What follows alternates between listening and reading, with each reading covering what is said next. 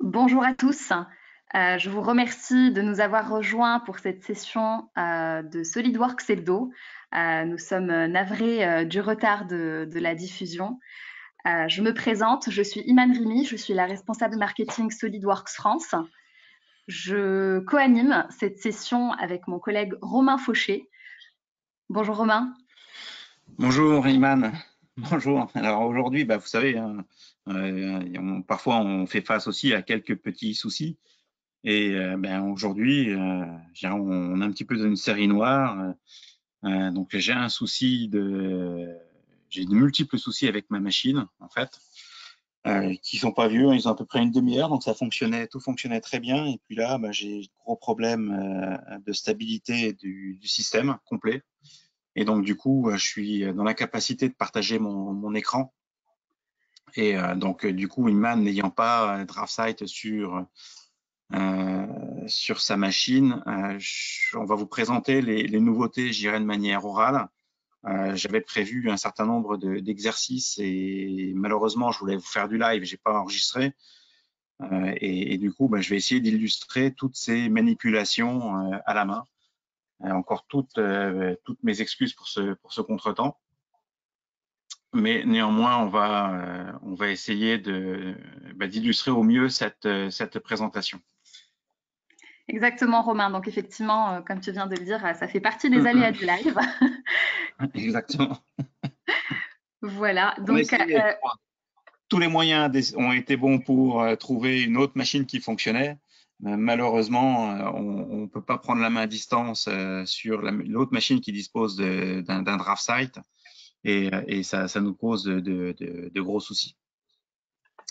Enfin, néanmoins, pendant cette présentation, je suis toujours en train d'essayer de réparer 2-3 choses. Donc, on peut espérer que d'ici un petit quart d'heure, 10 minutes, je reprenne possession de ma machine pour vous faire les présentations telles qu'elles doivent être faites. Parfait Romain. Alors, effectivement, pour te laisser un Oui. peu en attendant, je vais commencer par présenter, revenir un peu sur notre série, donc SolidWorks Hebdo. Donc, ça fait déjà quelques semaines qu'on a débuté cette série-là. Et donc aujourd'hui, on se retrouve pour le sujet de DraftSight, mais sachez que les présentations de l'hebdomadaire continueront jusqu'au 30 juin avec plusieurs sujets. Notamment la semaine prochaine avec notre collègue Eric Chastanet, qui est notre spécialiste de la simulation, qui va vous présenter donc la simulation avancée dans le cloud. Un sujet très intéressant, donc on vous invite vivement à nous rejoindre la semaine prochaine pour cette session-là. Nous aurons aussi le 26 mai une présentation sur 3D Part Supply, où notre spécialiste SolidWorks, Marilyn Michel, répondra donc à la question de comment intégrer des millions de composants standards dans vos conceptions. Et nous aurons donc une autre session le 2 juin, une session assez spéciale qui sera dédiée à l'un de nos clients. Donc ça peut être vous aujourd'hui qui nous écoutez et qui nous suivez dans cet hebdomadaire. Nous vous invitons donc si effectivement vous souhaitez partager avec nous votre utilisation de SolidWorks dans vos projets. Nous vous invitons donc à prendre contact avec nous effectivement pour peut-être mettre en place cette présentation. Pour cela, vous pouvez nous envoyer votre proposition donc, à l'adresse mail que vous voyez, donc fr.info-ps@3ds.com. Donc idéalement, si vous pouvez nous faire parvenir vos propositions jusqu'au 18 mai, au plus tard, afin que nous puissions un peu en discuter, préparer un peu tout ça pour co-animer ensemble cette session-là. Voilà. Et donc, ensuite, sachez que, donc pour rappel, tous les replays de nos sessions, à savoir notamment dans la série de l'hebdo SolidWorks, mais également la quotidienne SolidWorks que nous avions animée tout au long du mois de mars et le début du mois d'avril, sont disponibles sur notre chaîne YouTube. Donc, vous pouvez la consulter, vous abonner, activer les notifications afin d'être notifié pour chaque vidéo. Vous pouvez aussi donc d'ores et déjà les consulter, les revoir librement. Ce webinaire sera également enregistré et partagé via YouTube. Donc, si on arrive, bien évidemment, Romain, à faire la présentation telle que nous l'avions souhaité. Pour cela, pour avoir un accès plus facile à au replay, je vous mets donc cette petite image que vous pouvez scanner avec votre téléphone portable pour accéder plus rapidement à la chaîne YouTube. Je vous le repartagerai à la fin de cette présentation pour les personnes qui nous rejoindront tout au long de la présentation. Donc, oui. Romain, je te laisse la main. Je peux te demander encore une petite seconde, s'il te plaît? Bien évidemment. Bien évidemment. Voilà. Donc là, j'ai peut-être encore un espoir. J'ai un petit espoir pour avoir le… Oh, pardon, excusez-moi. Alors, je regarde entre-temps donc les messages. Donc, bonjour, je suis prêt. Merci beaucoup, Morvan. Bonjour à tous. Bonjour, Frédéric. Pourriez-vous noter l'adresse mail sur le chat? Bien évidemment, je vous envoie ceci sur le chat. Bonjour à tous. Merci.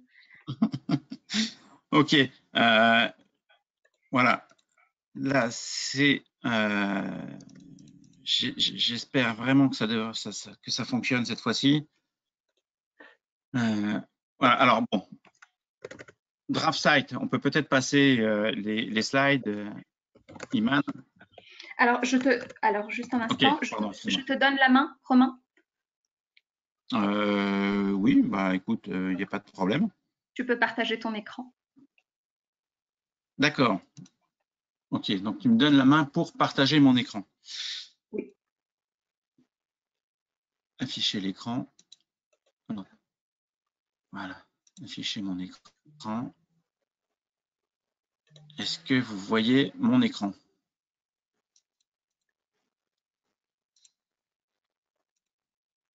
Est-ce que vous voyez mon écran? Oui. OK. Donc, lors de cet agenda, donc, il y a un certain nombre de nouveautés. J'ai essayé de condenser un petit peu pour vous faire un résumé des principales propositions des nouveautés de la 2020. En même temps, je regarde si tout s'installe correctement. Voilà. OK. Et donc, aujourd'hui, on va regarder un petit peu des nouvelles fonctionnalités concernant la cotation automatique. Et non, malheureusement, j'ai un souci avec…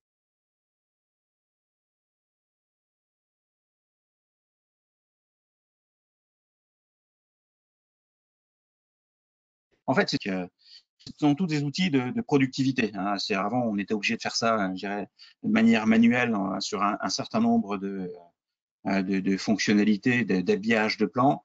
Et la version 2001 apporte son lot d'automatisation, avec évidemment ici des gains en productivité qui sont vraiment sympathiques.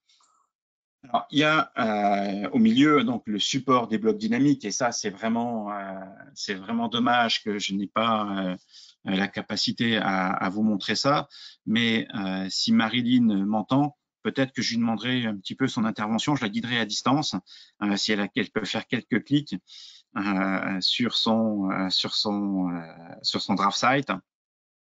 Je vous parlerai aussi de la bibliothèque de composants en 3D Content Central qui est maintenant totalement intégrée dans l'interface DraftSight.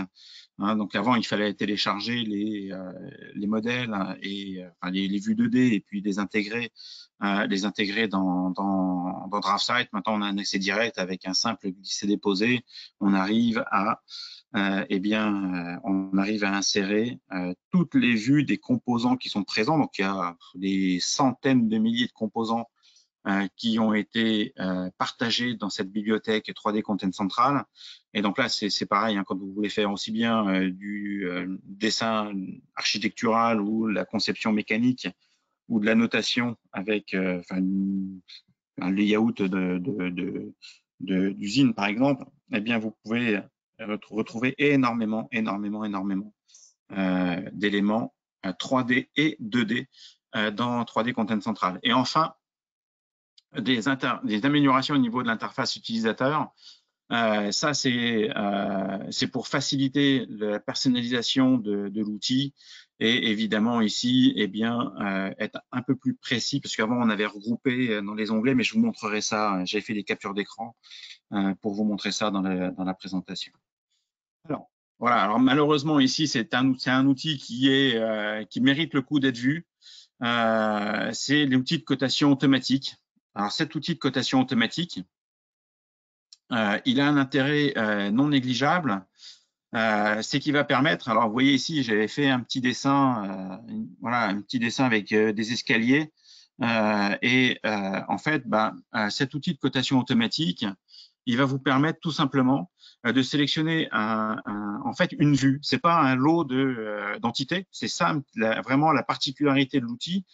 C'est pas on sélectionne eh bien tous ces escaliers là, toutes ces entités ici, et puis on lui dit de coter. Non, ça fonctionne pas comme ça. En fait, eh bien, on vient tout simplement sélectionner la vue. Hein, donc, qu'est-ce qu'une vue? Vous allez me dire, c'est une entité enfin, c'est un groupement je dirais, de plusieurs entités qui forment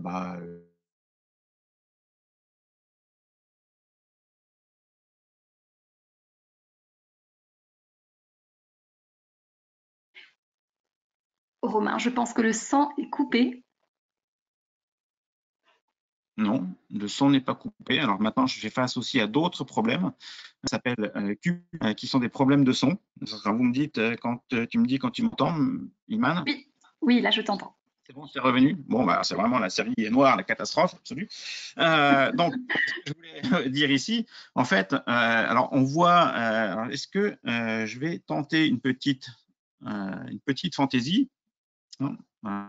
Voyons ici si ça fonctionne tel que je le souhaite.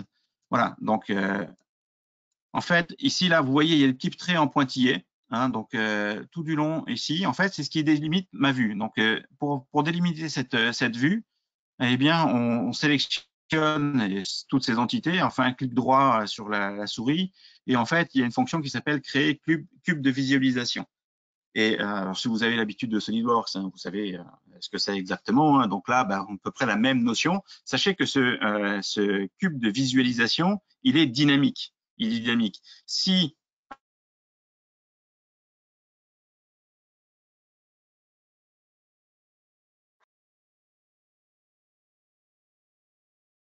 et ça, c'est vous étendez. En fait, on vient simplement sélectionner un certain nombre d'entités et on rend intelligent ces entités au niveau de DraftSight. Et à partir de là, eh bien, une fois que vous avez fait le cube de visualisation, alors vous pouvez ajouter, retirer des entités au fur et à mesure si c'est pas contenu dans l'espace qui avait été sélectionné en premier lieu. Et vous avez la possibilité ici de cliquer sur le bouton cotation automatique. Et cette cotation automatique, en fait, va vous demander de sélectionner des entités horizontales et verticales, ainsi qu'un point de référencement. Alors, vous voyez ici, moi, dans mon exemple que j'avais pris là pour vous faire l'exercice, j'avais mis mon trièdre, donc le 0, au niveau à ce niveau-là. Donc, ce qui fait que mes cotes eh bien, ont été posées automatiquement par DraftSight eh bien, en fonction de ce point de référence. Et à partir de là, il vous positionne toutes les cotes. Alors, vous faites simplement des cotes standards. Hein. Il n'y a pas d'entité particulière. La seule petite différence ici, c'est qu'il vous propose en fait une prévisualisation du résultat et vous pouvez modifier le résultat avant la publication. Une fois que vous avez publié ces cotes, donc elles apparaissent sur le dessin dans le calque actif, hein, et à partir de là, ça devient tout simplement des cotes tout à fait, je dirais, standards, sans aucun attribut ou détail particulier. Hein. Donc, quand vous allez prendre ça dans un autre éditeur de DWG, ça restera de la cotation tout à fait standard. Hein. Ça, c'est un point qui est important. Alors, c'est assez intelligent. Il y a plusieurs types de cotation. Donc, c'est ce que je voulais illustrer pendant ce webinaire. Hein, donc, si vous avez DraftSight 2020, je vous encourage à tester cette nouveauté. Hein, donc, premièrement, on sélectionne toutes les entités de la vue pour créer une vue. On fait un clic droit. et sur ce clic droit, il y a un petit bouton qui s'appelle, dans le menu contextuel, qui s'appelle Créer cube de visualisation. Et vous créez un cube de visualisation tout simplement via cet outil. Et seulement après, vous pouvez bien sélectionner le bouton cotation automatique. Et à partir de là, vous avez des options de publication qui vous permettent de sélectionner une origine et de sélectionner le type de cotation que vous voulez faire pour votre cotation automatique. Et évidemment, vous pouvez revenir à tout moment dessus. Ça ne pose absolument aucun problème. Vous pouvez créer plusieurs schémas de cotation si vous le souhaitez via cet outil de cotation automatique. Alors, je vais rester dans cette vue-là, c'est pas ce qui est le plus joli, mais au moins ça me permet d'agrandir un petit peu la vue. Alors, toujours dans le même esprit, c'est beaucoup plus efficace lors de la mise en page de vos plans DWG. Eh bien, on a un outil qui permet de réorganiser les dimensions en automatique. Donc, vous allez tout simplement ici, alors la petite particularité, je vais prendre dans le début quand même, c'est que le cube de visualisation doit être aussi créé. Donc, vous devez passer par cette étape. Alors, les cotations, c'est pas forcément de la cotation qui sont issues d'un schéma automatique. Ça, pour le coup, il n'y a absolument aucun problème. Mais le cube de visualisation, lui, ce qu'il va permettre de faire, c'est qu'il va permettre de délimiter l'encombrement maximum de votre vue. Et c'est pour pouvoir placer les cotes tout autour. C'est pour ça qu'on a besoin de créer ce cube de visualisation.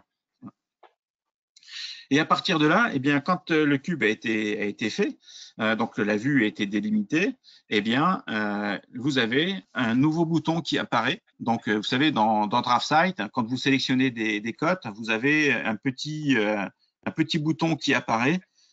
Vous pouvez cliquer dessus et ça vous permet d'accéder au tolérancement, d'accéder à un certain nombre de choses. Vous pouvez éditer pour une cote ou plusieurs cotes en même temps, eh bien, le style de cote. Maintenant, eh bien, vous avez ce bouton réorganisation automatique.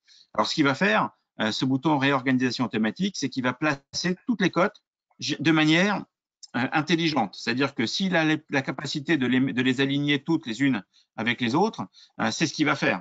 Il va vous les mettre toutes dans le même, sur le même axe X, sur la même coordonnée X. L'avantage à ça, c'est qu'évidemment, si vous avez un petit peu un dessin avec des créneaux comme moi j'ai fait là, eh bien, en fonction de votre origine de cotation, si c'est par exemple à gauche, en bas à gauche, eh bien, il va espacer toutes ces cotes avec un pas que vous avez prédéfini dans votre style de cote. Et ça va se faire en un seul clic de souris. Alors, encore une fois, si vous êtes habitué à SolidWorks, la mise en plan de SolidWorks, c'est pas des choses qui vous sont inconnues. Simplement ici, eh bien, on rajoute les fonctionnalités que vous aviez dans SolidWorks au niveau de DraftSight pour être un peu plus productif lorsque vous avez à habiller des plans. Alors, toujours dans le même esprit, c'est dommage parce que normalement, ça s'enchaînait, ma présentation.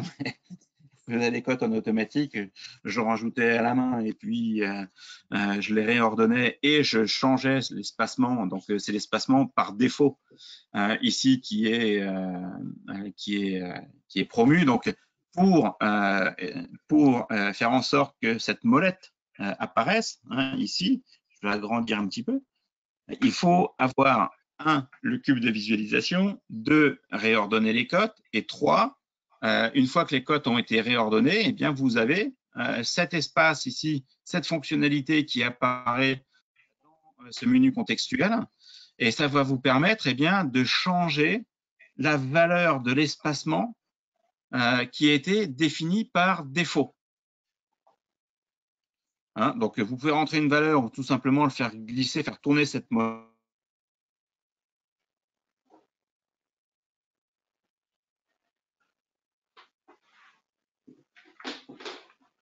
Très molette, ici, c'est sympathique à utiliser au quotidien. Ah, pardon. Nous avons perdu l'espace d'un moment, donc glisser, donc on s'est arrêté à glisser. Glisser, c'est bon? Vous m'avez repris là, c'est bon? Oui. Ok.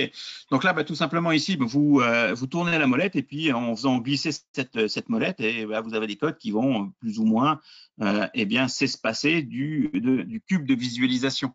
En fait, ça va vous permettre d'avoir une vue qui est beaucoup plus propre en fonction de la taille des éléments qui sont dedans. Et ça, évidemment, c'est une modification de la valeur par défaut qui a été définie dans les styles de code de DraftSight.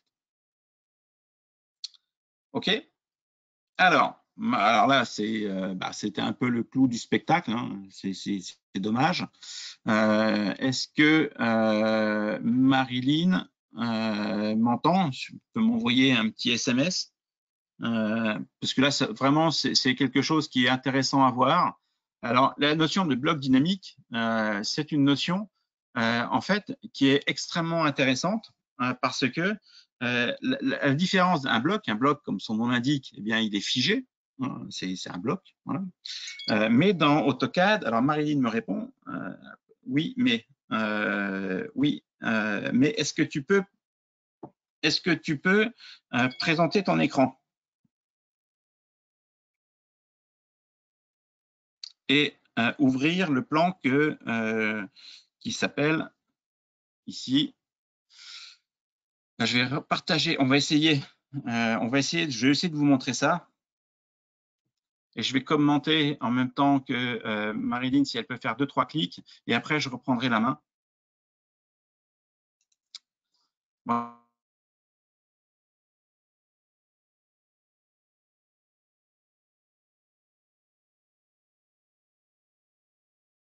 Voilà, donc on va.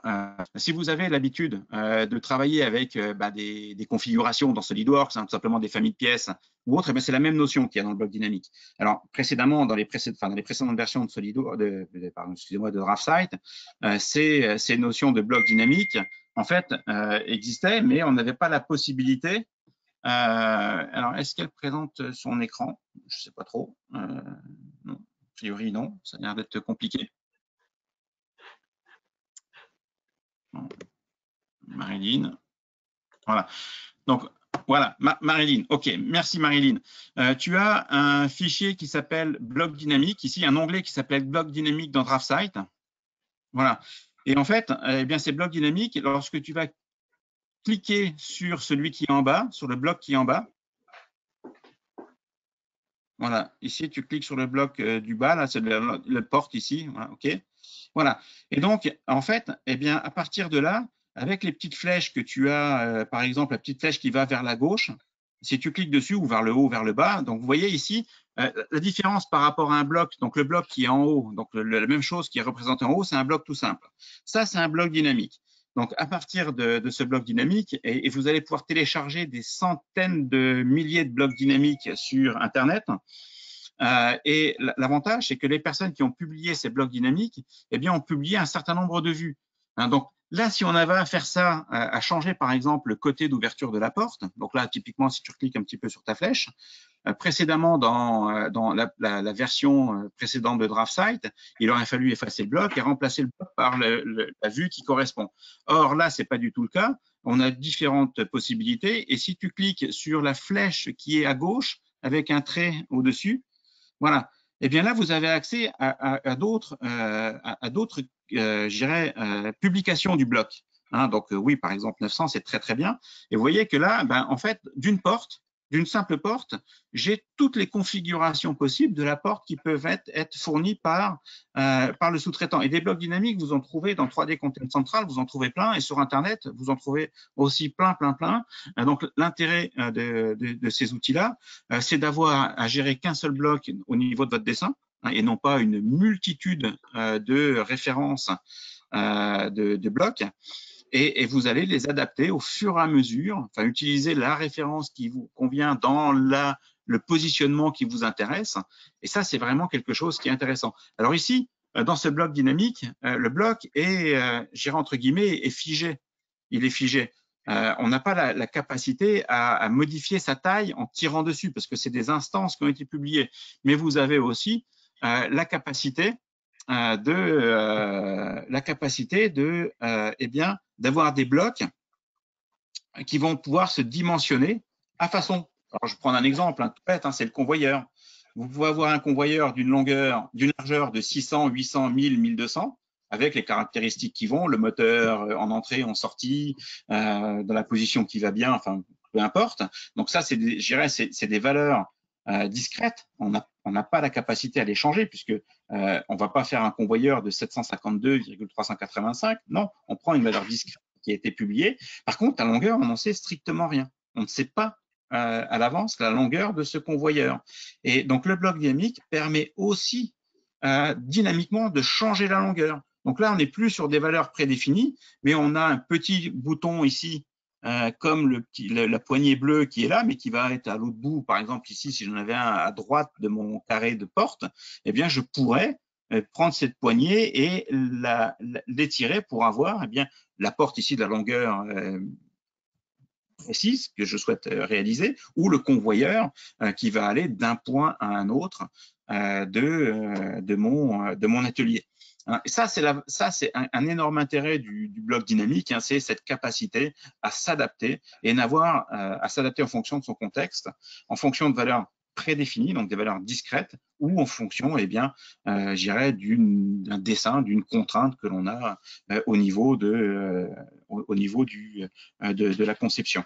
Et ça, avec une seule et même référence. Alors, quand vous faites des extractions de blocs, ce qui est intéressant, c'est que dans ces extractions de blocs, vous êtes capable d'extraire l'attribut de l'entité du bloc dynamique qui était sélectionnée. Par exemple, là, si la porte, c'était une porte de 1200, je crois que Marilyn nous a choisi, si j'avais utilisé la fonctionnalité d'export d'attributs de bloc, j'aurais effectivement eu ici la longueur, enfin l'attribut qui correspondait à la largeur sélectionnée. Donc voilà, ça c'est la notion du bloc dynamique. Alors évidemment, ces blocs-là, quand vous les consommez, c'est vraiment très très appréciable parce que c'est beaucoup plus simple à gérer, c'est beaucoup plus souple aussi à utiliser que les blocs. On n'est pas obligé de les casser, ces blocs. Si vous voulez modifier le bloc du dessus, si tu cliques sur celui du haut, juste Marilyn maintenant.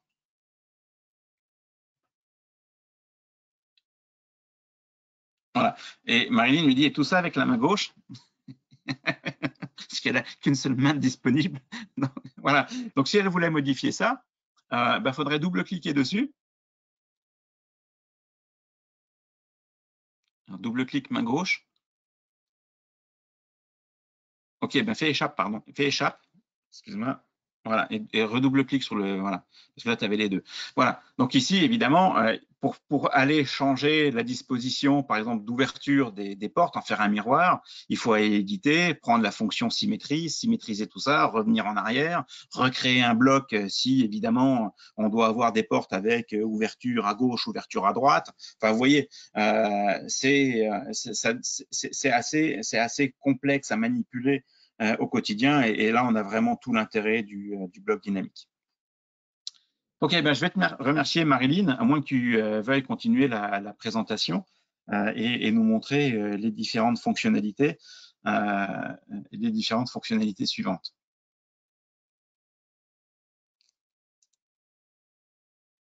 Alors, je vais reprendre la main. OK, voilà, présenter mon écran. Alors, vous me dites quand mon écran est visible, je pense que ça doit être bon. Merci en tout cas, Marilyn, pour ton aide. Oui, c'est bon. C'est bon? OK, merci beaucoup.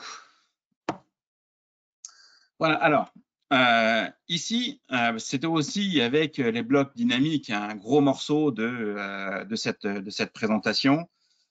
C'est l'intégration directe de 3D Content Central dans l'interface de DraftSight.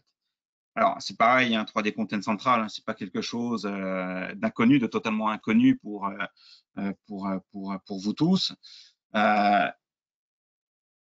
L'intérêt ici, c'est de disposer d'une bibliothèque.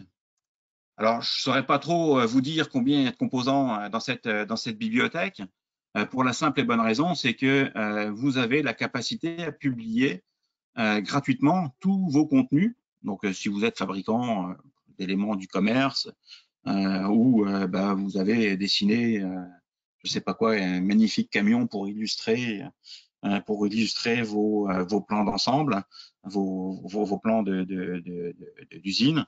Bien, vous pouvez le mettre à disposition de tout le monde via cet outil 3D Content Central.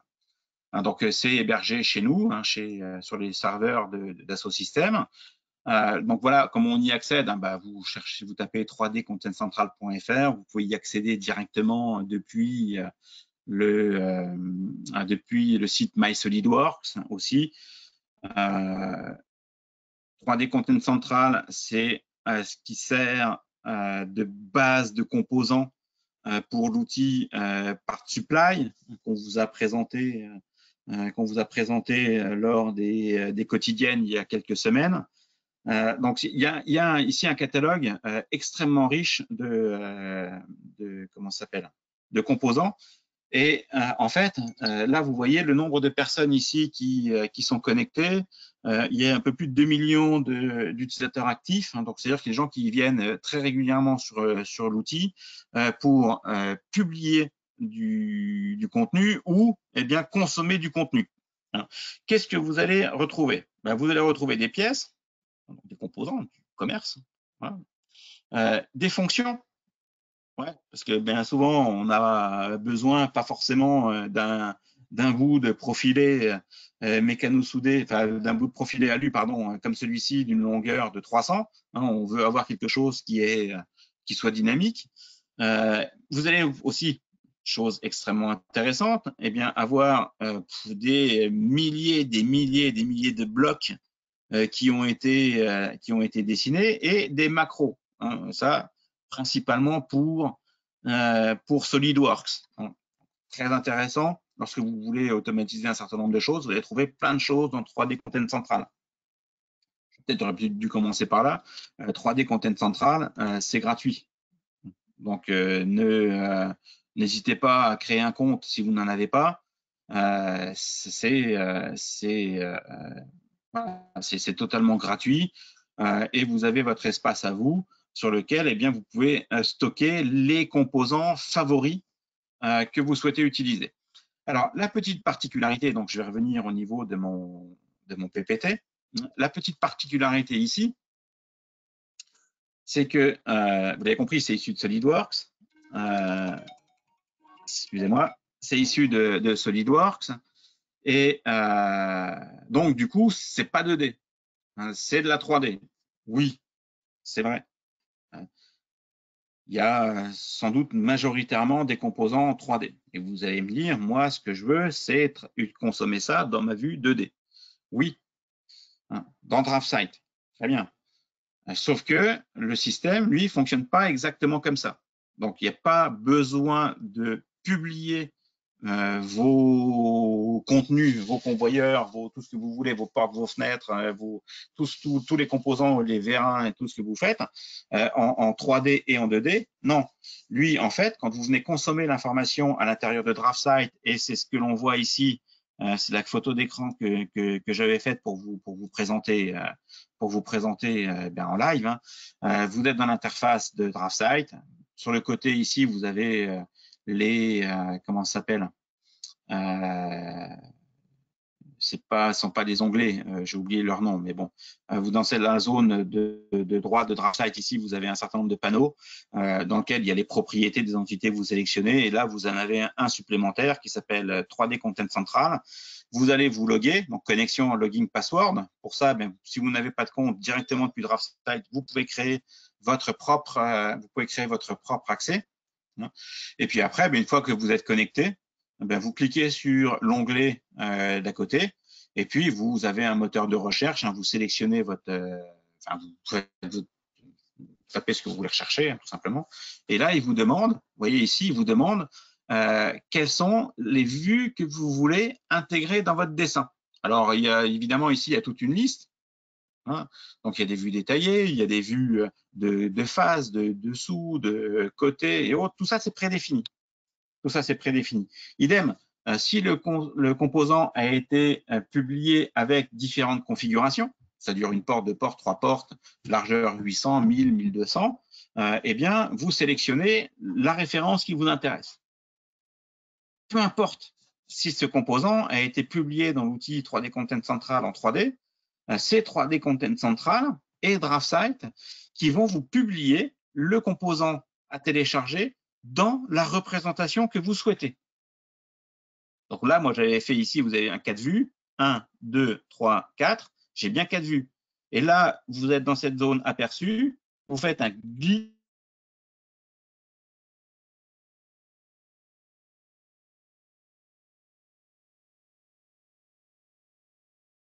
On ne t'entend plus, Romain. Ah, pardon. Donc, vous me dites quand ça revient. Hein, voilà, vous me dites, hein, c'est dans les séries, voilà. Donc, et c'est bien là le plus important. Hein, donc, je ne sais pas si vous m'entendez. Iman. Oui, oui, parfaitement. C'est parfait. Ok, maintenant, voilà.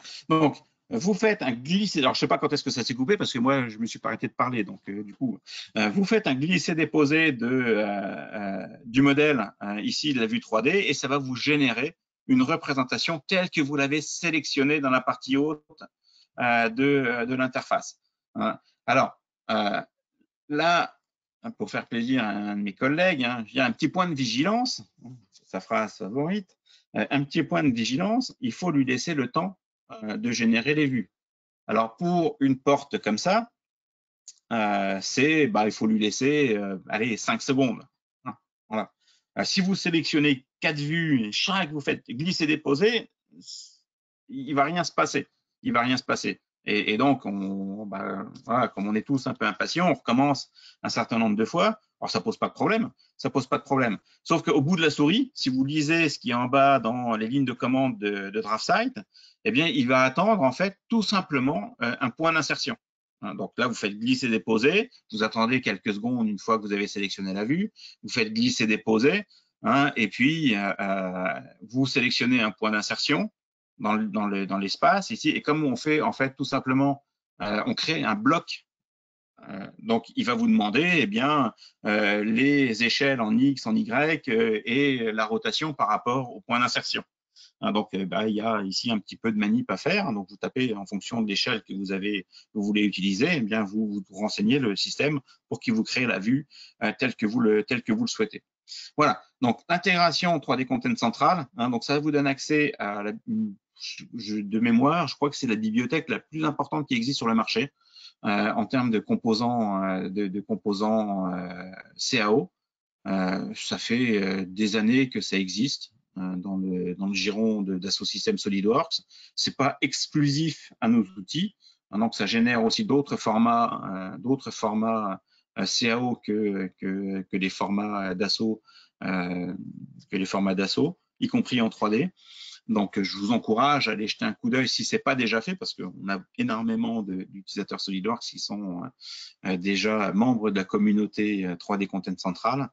Et bien là, c'est un bon moyen d'aller voir ce qui s'y passe. Alors, au niveau des interfaces utilisateurs, c'est pareil ici. C'est pas une révolution, surtout pas. Donc, c'est une amélioration issue des feedbacks que l'on a recueillis ces derniers mois. Voilà, donc encore une fois, là, j'étais bien. J'ai bien fait de faire ces copies d'écran. Alors, ici, au niveau de DraftSight, donc vous avez la version 2019 qui contenait un petit peu tous les outils. Hein. Donc là, c'était je dirais un petit peu pas un fourre-tout, c'est pas le bon mot, mais en fait tout était concentré au sein d'un même onglet. Et en fait, maintenant, eh bien, on est venu rajouter des rubans, pardon, des onglets dans le bandeau. Et on a typiquement, alors, Power Tools. Bon, voilà, ça a été traduit en outils électriques, ce qui n'est pas du tout le cas. Hein, c'est pas du tout le cas. On l'a vu brièvement sur l'interface de Marilyn tout à l'heure. C'est une traduction malheureuse. Hein, on a remonté le problème. Et maintenant, eh bien, vous avez ici tous les compléments, donc tous les outils additionnels de DraftSight qui viennent, eh bien, qui viennent et qui vont venir ici s'agréger dans ce nouvel onglet du bandeau. Donc, ça permet vraiment d'avoir un accès facilité. Idem, au niveau des exports, on a, alors je vais essayer de passer par-dessus, oui, c'est très bien. Voilà, 2019, crac en haut, voilà. Au niveau des exports, c'est pareil, on a le même type de comportement. Voilà, j'ai essayé de faire ça un peu plus proprement. Voilà. Et bien maintenant, vous avez un onglet dans le bandeau avec les différents types d'exports et aussi, je vous disais tout à l'heure, hein, si vous voulez, si vous avez créé des tables qui viennent, par exemple, hein, c'est juste un exemple, hein, qui viennent eh bien collecter toutes les attributs des blocs que vous avez dans votre dessin, hein, c'est un exemple ça, et bien vous pouvez exporter directement la table. Hein, donc avant, ce bouton n'existait pas.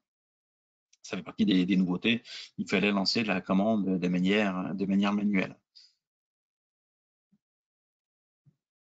Voilà, donc je suis encore une fois navré pour le côté un petit peu, je dirais, de cette présentation, le côté un peu improvisé de cette présentation. J'aurais bien aimé vous montrer ça de manière interactive. Les outils de cotation sont vraiment très, très sympathiques. Cette notion, je rappelle, hein, c'est au tout début de ma présentation, hein, cette notion ici de cube de visualisation, c'est vraiment, ça va être de plus en plus utilisé dans DraftSight. Parce que ça permet ça permet vraiment de délimiter des vues, donc de créer des zones. Ces cubes de visualisation encore une fois, sont dynamiques, donc on n'a pas besoin de les recréer. Si, là, d'ailleurs, c'était ma présentation ici en deuxième. Là, on ne voit pas parce que j'avais coupé, mais j'avais rajouté un perçage avec un écorché et autres, et on voyait le cube de visualisation qui se recalculait de manière dynamique. Et ce cube de visualisation, vous pouvez en avoir plusieurs, évidemment, vous pouvez le modifier à tout moment s'il n'arrive pas à trouver ses limites, mais il va vous apporter énormément de confort en termes d'annotation, en termes de gestion de la cotation. Et ça, c'est quelque chose qui est vraiment important au niveau de DraftSight. Alors aussi, je ne l'ai pas mentionné, mais ici, alors je vais zoomer encore un petit peu, voilà. J'en profite aussi parce que ça, c'est pas anodin. Hein. En fait, vous voyez les attaches de lignes de cote ici, il y a toujours un espace par rapport au trait qui a servi de référence ici, au trait qui est coté. Hein, donc cet espace, donc évidemment, ça vous connaissez, c'est plus toujours, on peut paramétrer l'espacement, hein, ça change pas. La nouveauté de la 2020 ici, c'est que, eh bien, ce calcul d'espacement, il est dynamique, il est automatique. C'est-à-dire que si vous prenez ici la tâche, ici la poignée de la cote, et vous la mettez ailleurs, eh bien, c'est pas un souci. Il va recalculer automatiquement la ligne d'attache, donc l'espacement. Et là, c'est pareil. Cette cote ici, vous voyez, donc là, la ligne d'attache, elle est là. Si je prends cette cote-là, je redescends ici, crac. Donc, j'ai un espacement là. Mais cette cote-là, elle cote depuis le bas. Mais là, vous voyez quand même l'intérêt de ce calcul automatique, hein, c'est que précédemment, la ligne d'attache de la cote, donc de cette cote de 30 ici, hein, eh bien, serait venue jusque-là, en bas. Et donc, j'aurais eu un surtrait bleu ici, puis là, bah, en fait, ça aurait été pas très, très joli quoi, au niveau de mon dessin. Donc après, ça demande une intervention manuelle pour changer la poignée, etc. etc. C'est pas très agréable. L'intérêt de la 2020, encore une fois, c'est que peu importe, hein, vous sélectionnez l'entité à côté, et puis lui, il va analyser le dessin et il va remettre ici l'extension de la ligne de cote au bon endroit. Hein, c'est vraiment un dessin qui est beaucoup plus propre au final, avec beaucoup moins d'intervention manuelle. Voilà pour ma présentation. Alors, Merci beaucoup, Romain. Iman? Oui, merci beaucoup Romain pour cette présentation. Tu auras fait au mieux en tout cas. Merci à Marilyn également de nous avoir. Merci, un grand merci à elle. Oui, parce qu'elle était en conférence téléphonique et elle a tout arrêté pour vous servir, pour nous servir tous. Et c'est vraiment très agréable d'avoir des collaborateurs qui se sentent investis. Absolument. Je regarde, donc nous arrivons à la partie questions, donc n'hésitez pas si vous avez des questions. Je vais rebondir, Robin, sur une question que j'ai vue passer tout à l'heure. Oui. Au sujet de DraftSight. Donc la question est: bonjour, DraftSight est inclus ou exclu de SolidWorks Premium? Alors, DraftSight n'a jamais été inclus dans SolidWorks Premium. DraftSight n'a jamais été inclus dans SolidWorks Premium. Donc, vous avez en fait différents types de DraftSight. Vous avez DraftSight standard, DraftSight Pro, qui est en fait un DraftSight avec beaucoup plus de fonctionnalités, hein, donc des fonctionnalités assez avancées. Un DraftSight Enterprise, et ça c'est de la licence monopost, donc un seul accès simultané, licence dédiée à un seul PC. DraftSight Premium, qui lui apporte, et ça je voulais vous le montrer, c'est bien dommage. Bon, c'est pas une nouveauté, hein, ça a apparu l'année dernière, mais je pense que c'est assez méconnu. C'est la possibilité de faire du paramétrique dans DraftSight. C'est quand même très intéressant quand vous êtes habitué à utiliser SolidWorks et que vous avez un dessin et les lignes décalées et autres. Si ça vous dit trop rien et que vous voulez dessiner comme dans une esquisse SolidWorks avec les contraintes géométriques, les contraintes dimensionnelles et toutes ces choses-là. Donc ça, c'est DraftSight Premium qui fait ça avec de la 3D aussi à l'intérieur. Et vous avez aussi un DraftSight Enterprise qui est l'équivalent du Pro, mais en licence réseau, donc des licences flottantes, et un Enterprise Plus qui, lui, est l'équivalent du Premium, donc avec la 3D, le paramétrique, etc., mais en licence flottante. Voilà. C'est un petit peu mais il n'a jamais été prévu en tout cas, il n'a jamais été inclus dans SolidWorks Premium. Super, Romain. Nous avons une autre question d'Olivier. Est-ce qu'il est prévu une version de DraftSight sous Linux, comme c'était encore le cas en 2019?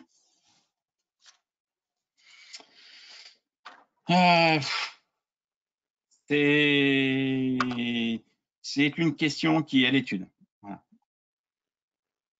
D'accord. Aujourd'hui, la réponse, je vais vous faire une réponse de Normand. Hein. Pourquoi vous voulez du Linux?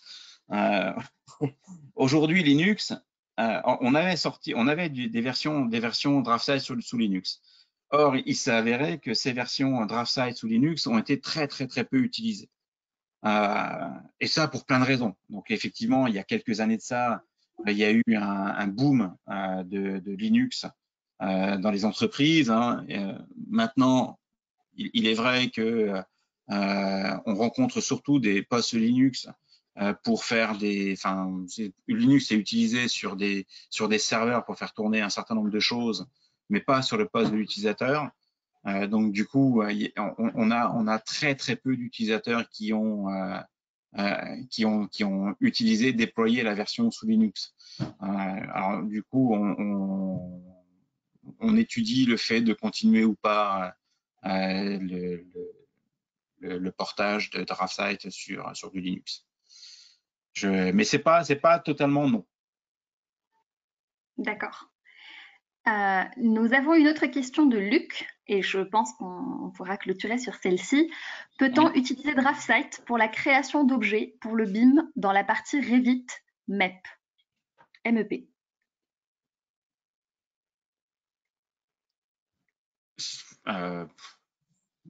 Oui et non. Ça dépend ce que Revit lit du DWG, Revit lit.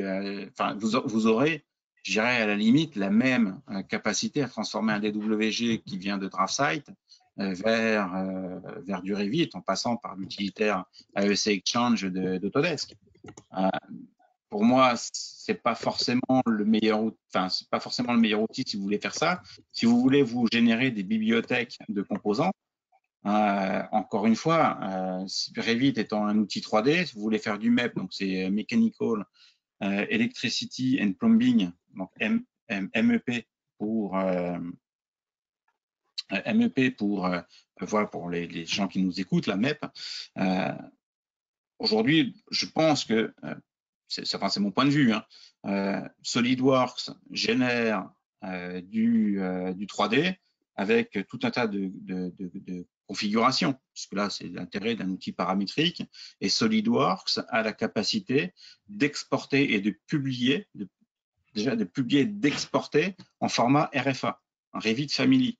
Je pense que c'est beaucoup plus rapide et beaucoup plus productif de passer et de travailler directement en 3D et ensuite d'aller utiliser ces composants dans Revit via le format RFA, qui est le format natif Revit Family, les composants mécaniques qui vont être utilisés dans Revit. Je pense que c'est le workflow le plus approprié. J'espère avoir répondu à votre question. En tout cas, n'hésitez pas pour d'autres questions à regarder donc notre replay sur YouTube, à poser vos questions en commentaire. On essayera bien évidemment de discuter avec vous à travers les commentaires. Là, on n'a pas vraiment, enfin c'est pas vraiment une question, mais plutôt des remarques ou des commentaires de Stéphane et Jean-Marc qui disent que tu t'en es assez bien sorti. Donc merci beaucoup. Merci. Je te remercie. Et on fera mieux la prochaine fois. Absolument. Pour clôturer, en tout cas, merci beaucoup de nous avoir suivis. Comme je l'ai cité au début de cette présentation, donc les replays sont tous disponibles sur notre chaîne YouTube.